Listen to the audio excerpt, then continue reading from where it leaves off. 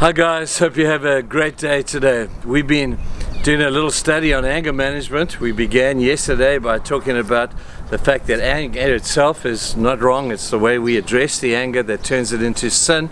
God has a capacity for anger, so too do we.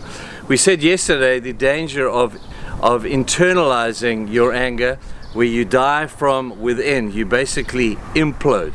The second type of person who addresses the issue of anger wrongly is what we call the exploder. We've got the imploders and we've got the exploders.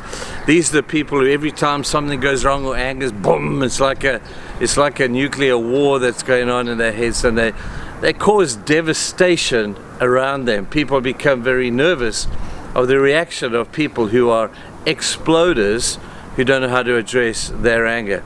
These are the people who wear their anger on their sleeve, and sadly they justify it. These are people who are almost proud of it. Some of them will leave a trail of devastation behind, and when they see how much they've hurt people, they say, "Oh, it's just the way I am. It's just the way I am. I just tell it as it is." Well, I find that a poor excuse for leaving devastation behind you in the wake of your life. There's got to be a better way than exploding and hurting people and yourself at the same time. There's a proverb. It says this, Proverbs 22 verse 24. It says, "Do not make friends with a hot-tempered man. Do not associate with one easily angered, or you may learn his ways." And then in Proverbs 29:11 it says this, "A fool," listen to this, "a fool gives full vent to his anger." So if you happen to be one of those who almost pride yourself that you're the one who tells it as it is, be careful, be very careful, because you might fall under the definition of being that fool. We see people in the Bible like King Saul not knowing how to express his anger and taking a spear and trying to pin David to the wall. We see Samson in his anger doing some of the craziest things. Anger is terribly destructive when it is explosive. Exploders are people who are generally extreme personalities, and they can do extremely good things, but they can hurt a lot of people in the process. They share a common problem, imploders and exploders. At the end of the day, the problem is their anger is never addressed. There's got to be a better way than imploding on the one hand and just sucking it up and internalizing it, or exploding on the other hand. I have a little tool that I use sometimes with children in helping them to express or to understand or to be able to deal with anger. And I often say to kids, there are 3 things that you must not do when you get angry. The first thing is you must never do anything that offends God. You're not allowed to swear, you're not allowed to curse, you're not allowed to get angry with Him, you're not allowed to do anything that would fall under the realm of offending God. Now that's an easy one.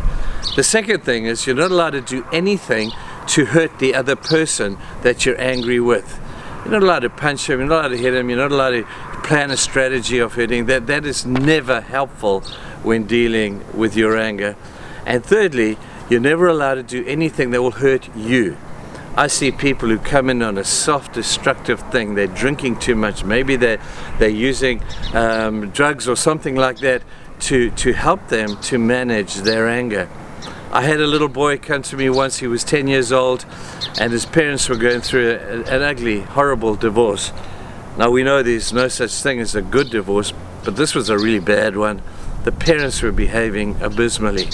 This kid couldn't cope with the issue of the 2 people that he loved the most fighting the way they were, and his whole personality changed over a period of time.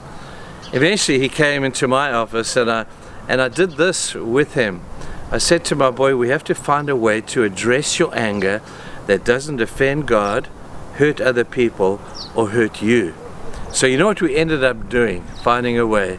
I went to his mom and I said, I'd like you to give your son a cell phone, your cell phone maybe.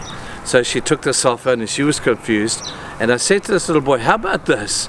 Why don't you, every time you feel anger and you want to punch the person in the class next to you, or you want to swear or use a bad word or something like that, all I want you to do instead is just to phone me. And the little guy was delighted. Now he had a cell phone.